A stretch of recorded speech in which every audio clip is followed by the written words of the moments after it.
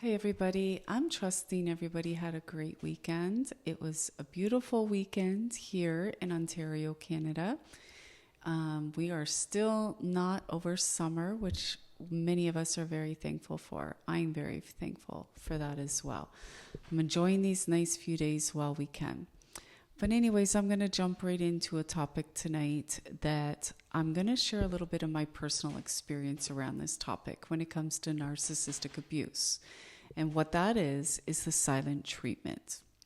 Now, if you are involved with a narcissist, either in relationship or marriage, you will testify to what I'm about to share with you tonight. So I'm going to speak though more from a personal experience as opposed to an educational or psychological experience.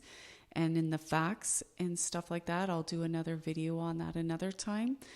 But I just really feel I want to get a bit more personal with you as the viewer and those that have gone through narcissistic abuse, or maybe you're someone that is looking to help somebody that's in an abusive relationship with somebody who has, high narcissistic traits, or they are in fact NPD.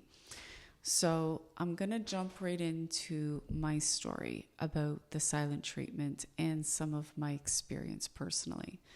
So I want to start off by saying this, that aside from repeated infidelity, the silent treatment was the most painful and most cruel part of the abuse that I went through.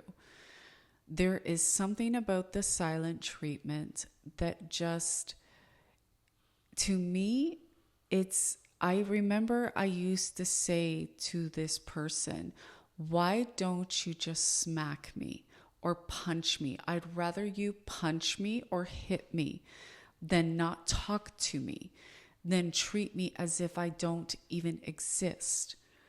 It's just a very insidious form of abuse, and any narcissist will use it. They all use this. This is a tactic of manipulation and coercion.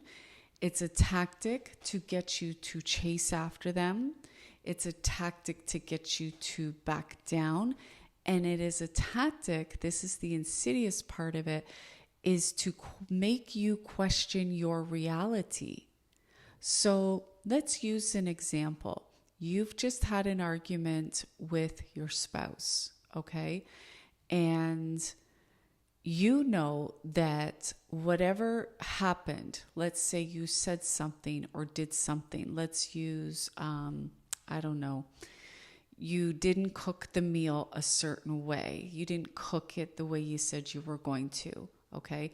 And they get upset and they get offended and they start getting angry, like usual, right? You've already realized you've set them off because they're starting to show disdain and contempt for you. So now you're thinking to yourself, here we go again, right? I've let them down. Now, if you've been in this relationship or marriage long enough, this is where a lot of the abuse comes from indirectly. It's indirect. You don't see it happening. Is that because they're making you feel like you keep letting them down over even the small things. Because you keep feeling that way, you're going to get discouraged. You're going to feel like you just can't do anything right. And that's going to break a person down over time. So when it comes to the silent treatment, if this is something that's a regular pattern that they're using in your marriage or in your relationship, you're going to know when it's coming. You can almost, after years of this, you can, even maybe months, but you can almost predict that something's coming. It's the calm before the storm, right? They came home from work all sweet, all loving, right? Or they came in miserable, completely miserable. Usually it's the latter half, right?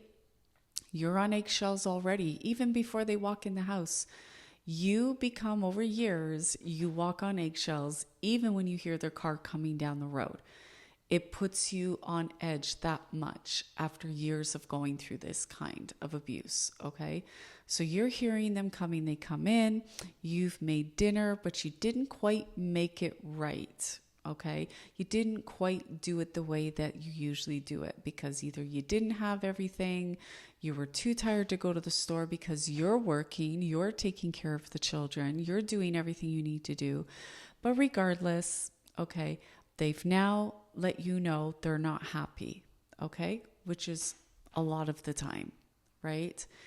And so you're now beginning to feel uptight. You're beginning to feel anxious now. Now you're like, oh my God, like I don't want him upset, because we spend an awful lot of our time trying to keep the peace with this person. We're trying to avoid arguments, avoid the silent treatment, avoid rage episodes, avoid the name calling or the put downs or the sarcasm or the accusations, right? There's all these things. And so in the example that I'm sharing tonight, the biggest part, one of the biggest weapons was the silent treatment. It was used an awful lot. And so that would either by them staying in a different room in the house and completely ignoring me, like, and my children, their children, as if nothing had happened, like, just like you've got the plague. You feel like, have I got a disease or something? Like, is it that bad? We can't talk about it. And it will normally be over very frivolous things. It'll be over the smallest things, okay? And so this can go on for days or even weeks. In some cases, in my experience, it went on for weeks. And in the beginning of it, when this first starts happening in your marriage, okay, because that's what I'm speaking about tonight. When this begins to happen, you don't really see it happening. You just figure this person is shut down. You're just having some bad communication and that it's going to change. They're going to come around, right? I mean, you're married now, right? You're married to this person. You have children with them, right? You're willing to do anything till death do you part. And if you're like me, you took your vows very, very seriously, right? So in the beginning, it just seems like it's kind of like, okay, we're having a miscommunication here, right? And that's sometimes where the fights can escalate. You're arguing and you're going over things over again and again. And then after a while, it gets a little bit longer in between the arguments where they're not talking to you. And so we're going to fast forward, let's say 10 years, okay, in the marriage or your relationship, let's just say, right?